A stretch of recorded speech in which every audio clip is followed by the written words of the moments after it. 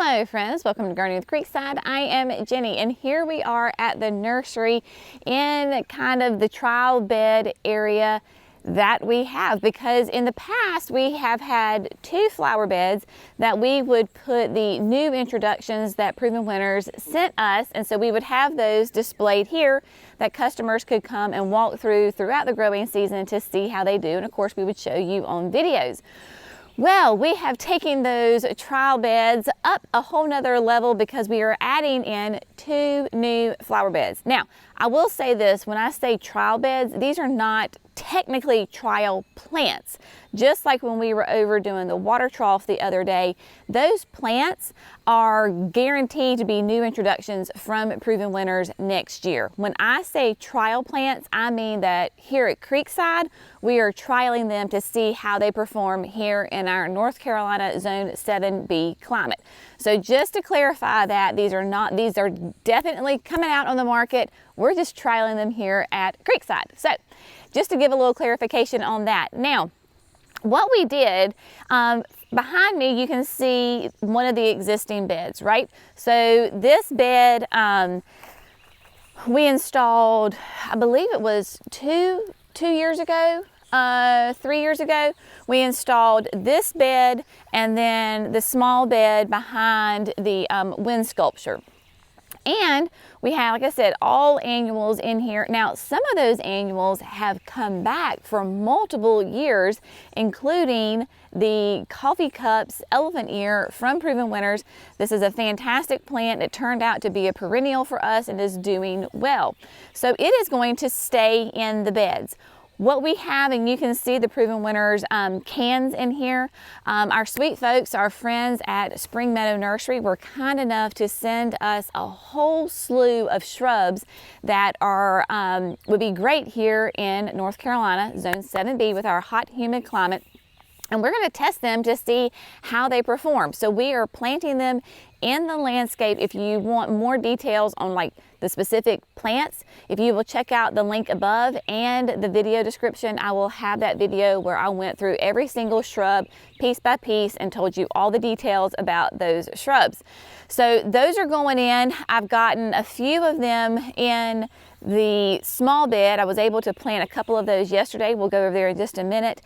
But this year, we are adding in two new whole beds. So we have one here. Jerry actually cut it out yesterday and got some nice soil in here, and you can see the shrubs are kind of placed not exactly where they're going to go. That's what we're going to work on this morning. But I do know that like we had this fantastic viburnum that our friends at Willow Way Nursery sent us. This is a viburnum. It's an evergreen. This is Summer Magic. And Summer Magic is an evergreen. It will get to be 8 feet tall and 6 feet wide.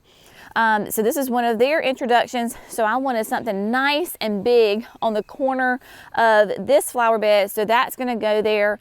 We're actually going to take the wind sculpture and get it out of the grass and put it into the middle of the flower bed, because Jerry told me when we installed it, he was like, Jenny, that's gonna be tricky to mow grass around. And it has been. So we're gonna take it out of there and then move it into the flower bed, so that will make it a lot easier. But we've got, the shrubs have been in here, they're placed, but not only are we gonna have shrubs in these trial beds, we're also going to install all the fantastic plants that our friends at Walter's Gardens has sent us with perennials. And we've got echinaceas and sedums and phloxes and all sorts of wonderful plants that we can incorporate into these flower beds, along with the new introduction of annuals that are coming. So my goal with these flower beds is that it will be more of kind of like what you would see maybe at your house, where you have a mixture of nice big evergreen shrubs mixed with some perennials, mixed with some annuals for pops of color, that kind of thing. So that is my main goal. So let's just walk through the beds real quick. So again, I told you the viburnums we've got, and again, this bed is not placed exactly, other than I know that the viburnum is going right there. Here we have a an aronia. This is Snowfire. It is a deciduous. It'll get about like 3 to 4 feet tall and wide. So my idea is when I'm planting these flower beds, I want my taller pieces, my anchor points, to be on the ends and then filling in with low and wide. There's the new azaleas. There's 2 Perfecto Mundos right here that we have. And then imagine the wind sculpture, right? I'm the wind sculpture right here. And look at this Weigela. This is Vino Verde. When we were doing the video, when I introduced them, but look at the color on that. Is this not a fun plant? I have really high hopes for this plant. It will be deciduous, but I don't care, because if it looks like this during the growing season, man, the color on this thing is fantastic. There is another Weigela here. This is the Wine and Spirits. Once it gets, and it's already started even today, since yesterday, it'll be almost like a black foliage with white flowers on it. Really fun. And then this is another one that Willow Way sent us. This is a Boxwood. This is one of their introductions. This is Cranberry Creek. And Jerry said that they found it, they discovered it on their property, and so that's one of their introductions. So this will be really fun. It's in that nice kind of that pyramidal shape, put lots of color around it. It'll be really fun. Then come over here. This is the other existing bed that has been here since we first put these beds in.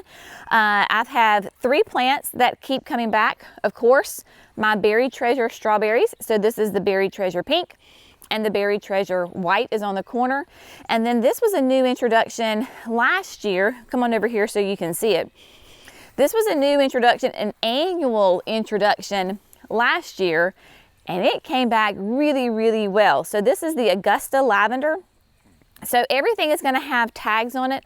You can see that I've already put little nameplates on everybody. So when you come and visit the trial gardens, you can know exactly what the plants are. I really do like this plant. This is really fun.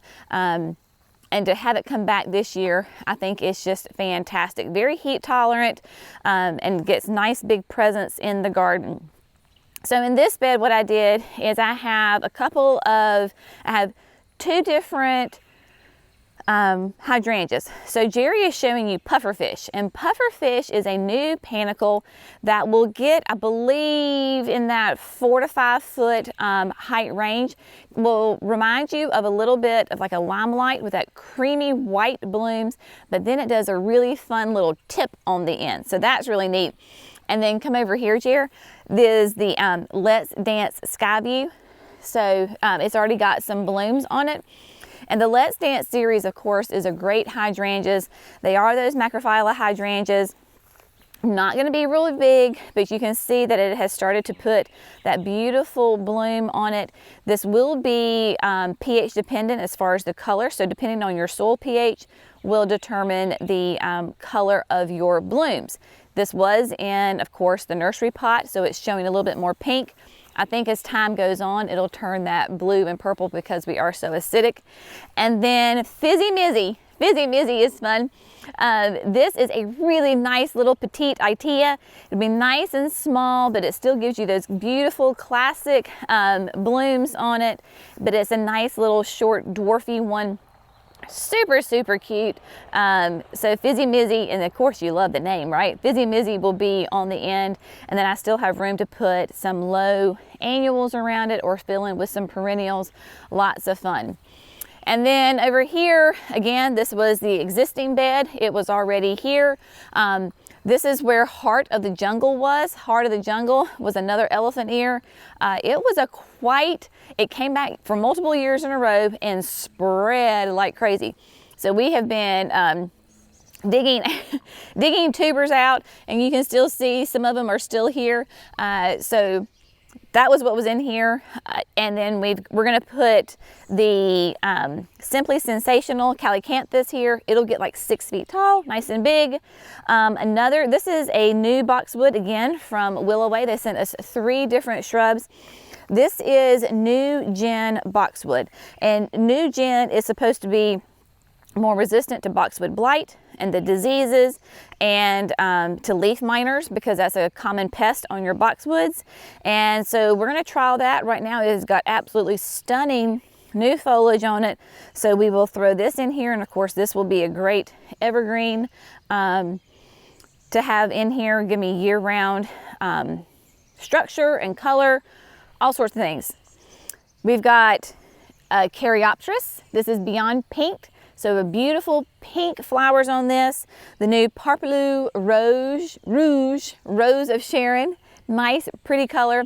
And then we've had this little trellis in here for, I don't know, a year or two, and so I put the upside sweet potato vines on here. I put a black on one side and the lime green on the other, and let them climb up here. And I just planted them yesterday, and they're already sending out new little shoots. This is the other Rose of Sharon, the Popperloo Violet. So a nice pretty color. Again, these will be taller than they are wide, so that will kind of balance these right here. Another Perfecto Mundo, and then a new Abelia from Proven Winners. This is Tres Amigos. Abelias do great here in the South because they are evergreens. Basically, they're roughly a 3x3, but those really pretty colors. Tres Amigos, of course, it has those 3 colors on it, hence its name. So this is going to be really neat to see how well it performs in the garden here at Creekside. And then last year, this was the new unplugged pink salvia, and look at it. I did nothing to it. I just cut it back when the freeze came, and so it has come back huge. This was a grande size container, so just that traditional, you know, what is that, 4.5 inch grande size cup. That's what it was. When we had a freeze, I just cut it to the ground, left it alone. I did not add extra mulch. And then voila, here you go. So she has come back beautiful. So we're gonna leave her in the bed. Now we're gonna have some fun over here. I will tell you also that our lawnmower broke. I was mowing grass actually in this field last week, and I was just puttering along having a great time, and all of a sudden it just quit. The belt on the mower broke. So hence why we have tall grass, is because it's getting fixed, but I'll just let you know. So in this, you see 3 obelisks coming down here. These are the same obelisks that I had at the house last year on the patio with my roses. In the ground, it's kind of hard to see because we do have tall grass. There is a hose that is laid out.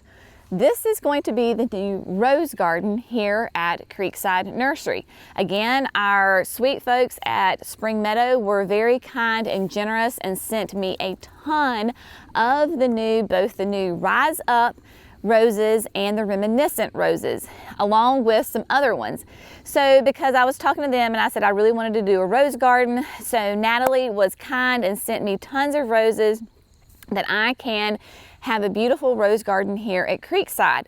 Because if you didn't know, Proven Winners is expanding their rose line. So the Rise Up series can be either a climbing rose, hence why I have the obelisk, or you can keep it more of a shrub rose. So there's 3 in the Rise Up series.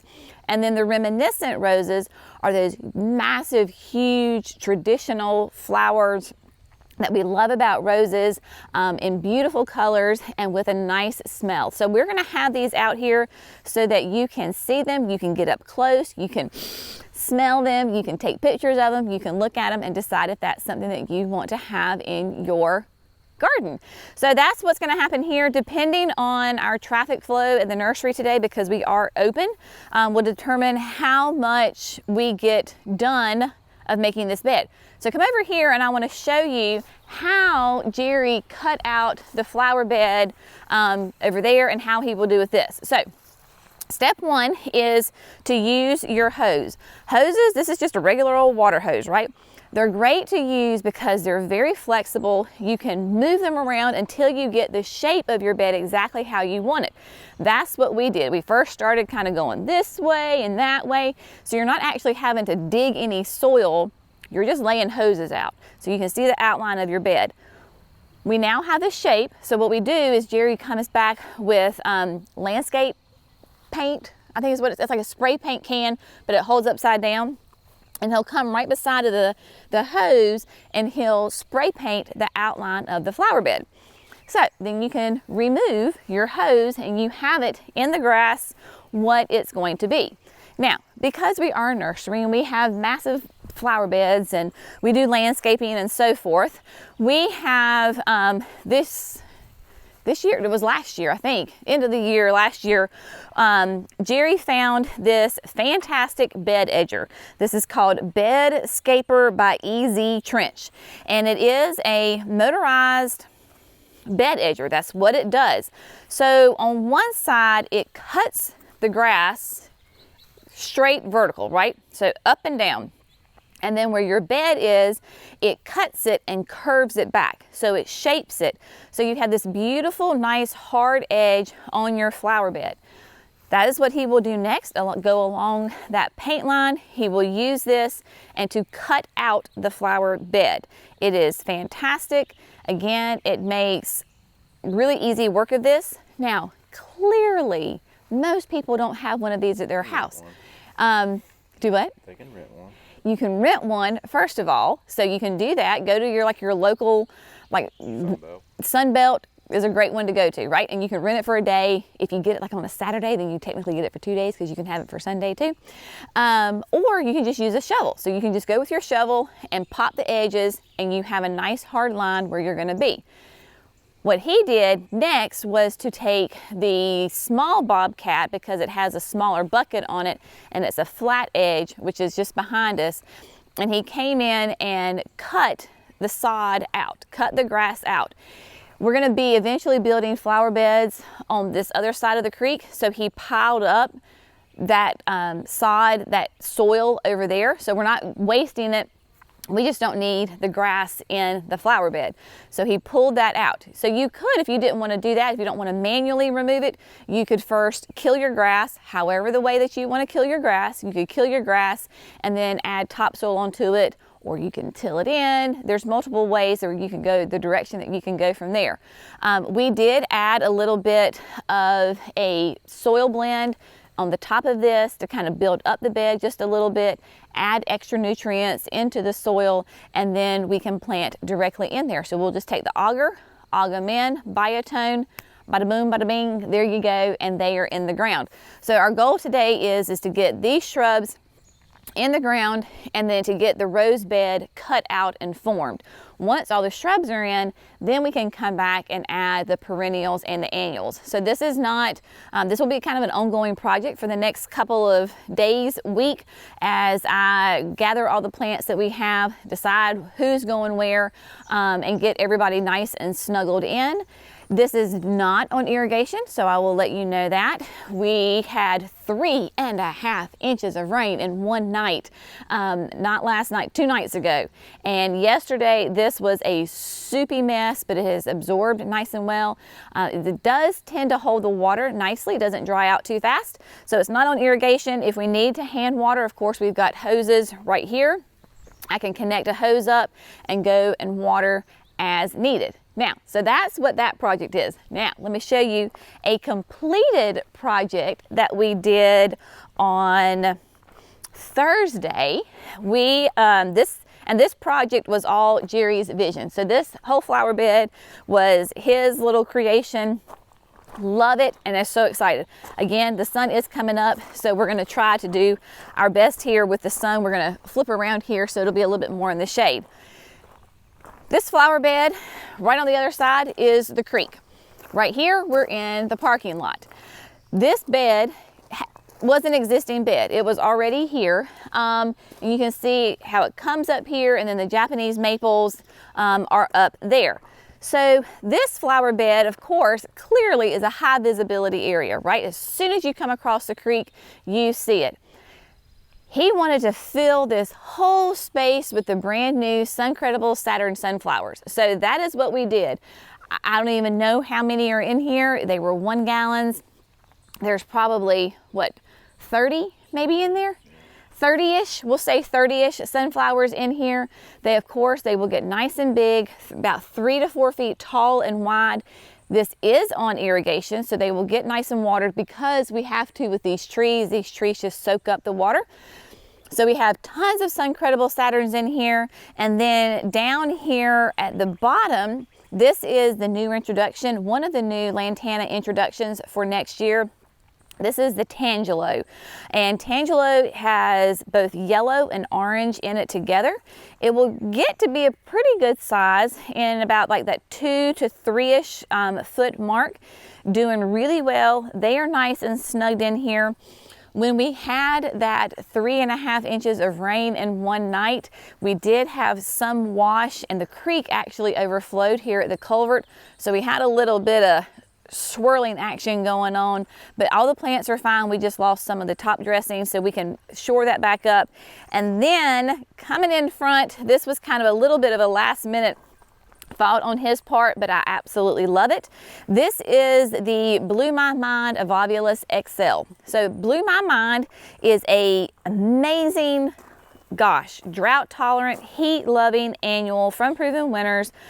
It is actually part of the Morning Glory family, so you will notice that the blooms are not open. They will open and close with the daylight. But a beautiful true blue flower. XL is extra large, right? So we know and love the Blew My Mind. This XL will have more of a landscape presence, bigger flowers on it.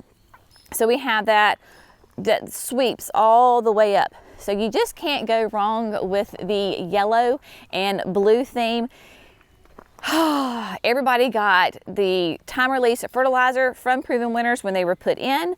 We did top dress with a compost blend soil instead of going with mulch. We're trying that out because especially in our annual beds, that way next year we won't have a lot of bark in our beds. We'll have this great additive that really adds to the overall environment of the soil. So that is what we did. And again, like I said, there's irrigation wrapped through here. This irrigation is connected to the irrigation on the new beds on the other side of the creek. So lots of projects going on here.